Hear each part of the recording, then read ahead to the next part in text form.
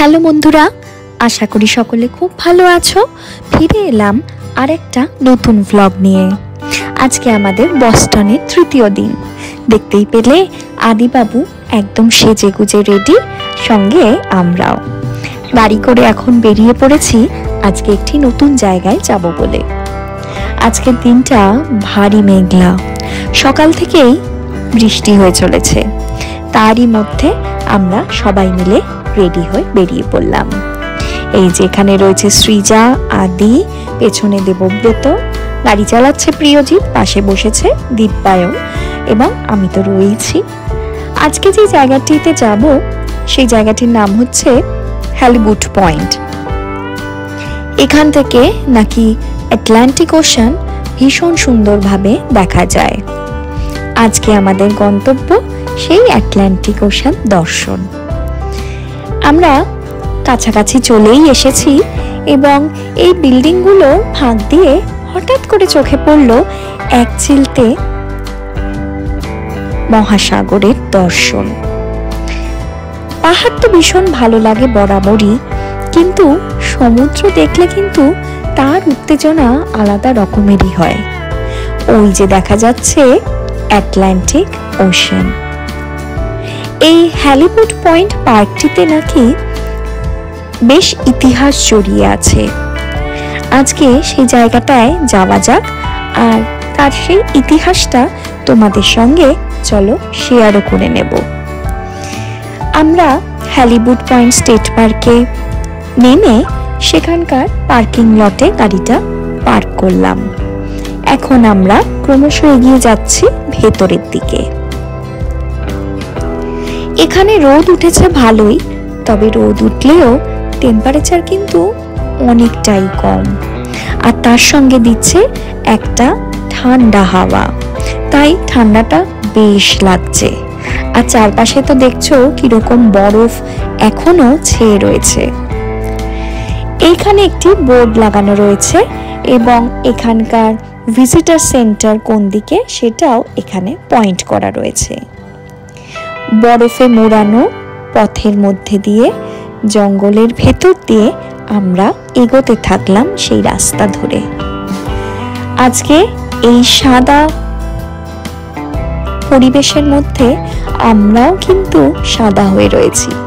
দেবব্রত, আদি দুজনেই সাদা জ্যাকেট পরেছে এবং ওদের সাথে ম্যাচিং করে আমিও আজকে একটি সাদা জ্যাকেট এবং সাদা টুপি পরে নিয়েছি। আর এই রাস্তাটা ভারী অপূর্ব লাগছে, ভীষণ একটা অ্যাডভেঞ্চারাস ফিলিং হচ্ছে। চারপাশটা কিন্তু শুনশান নিস্তব্ধ একদম, আর আমাদের দারুণ মজা হচ্ছে।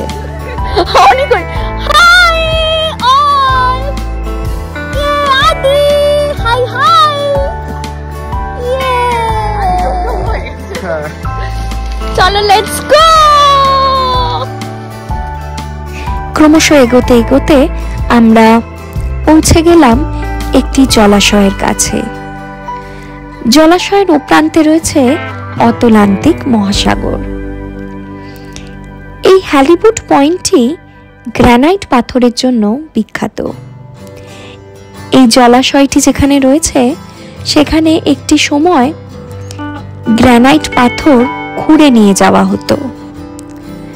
পরবর্তীকালে ওয়ার্ল্ড ওয়ার 2 এর সময় এই 60 ফুট গভীর নিচে তৈরি করা হয়েছিল একটি ফায়ার কন্ট্রোল টাওয়ার।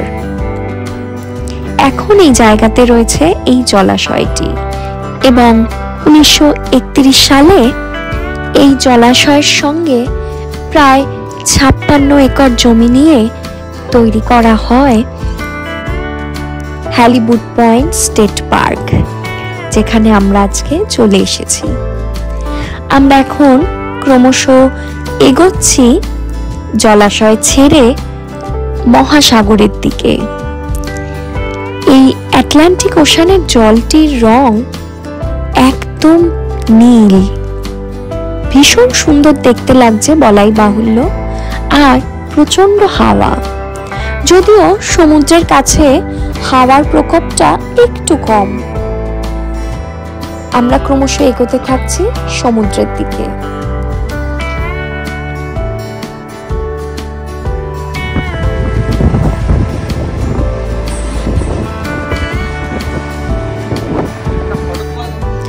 অভাবনীয় সৌন্দর্য। চারপাশটায় নীল জল, ওপরে নীল আকাশ, আর চারপাশে খোলা জায়গা। আর যেহেতু কদিন আগে বরফ পড়েছে, চারিপাশে ছেয়ে রয়েছে সাদা বরফ। এ এক অদ্ভুত সৌন্দর্যের সৃষ্টি করেছে। সবাই এখানে দাঁড়িয়ে বেশ কিছুক্ষণ ছবি তুলে নিলাম। এই জায়গাটাকে স্মৃতির পাতায় যোগ করে নিলাম। বেশ অনেকক্ষণ এই জায়গাটায় সময় কাটালাম এবং আমাদের সঙ্গে আদিও বেশ জায়গাটিকে উপভোগ করলো। আমরা অনেকক্ষণ এখানে থেকে এখন বেরিয়ে পড়ব কিছুক্ষণের মধ্যেই। এখান থেকে এরপর যাওয়ার প্ল্যান আছে একটি বাংলাদেশি দোকানে।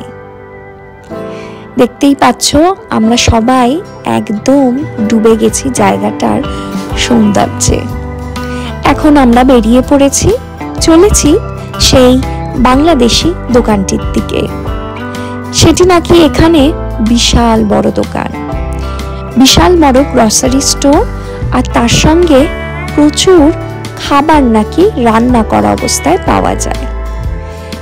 এই যে আমরা এসে গেছি বাংলাদেশি সেই দোকানটায়।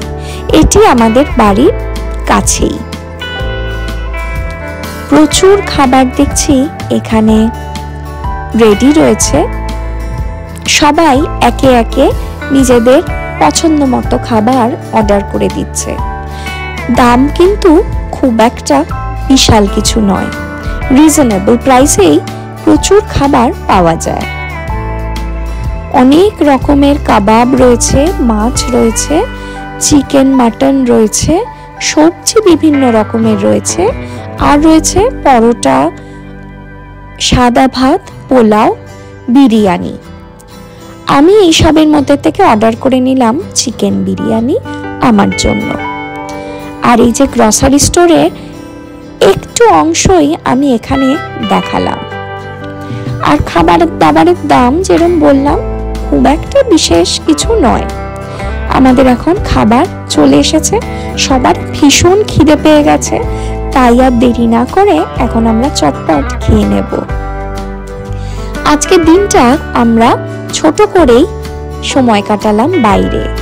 ঘরে গিয়ে আবার আমরা জমিয়ে দেব আমাদের আড্ডা।